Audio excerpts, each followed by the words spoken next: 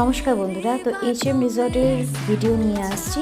এই ভিডিওগুলো অনেকটা ভাগে হবে, আপনারা অবশ্যই দেখবেন।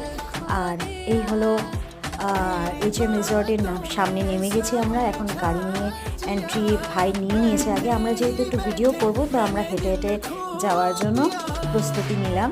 তো এন্ট্রেন্সে ঢুকে গেছি। আর এখানে সিকিউরিটি গার্ডসরা থাকে, অবশ্যই থাকে।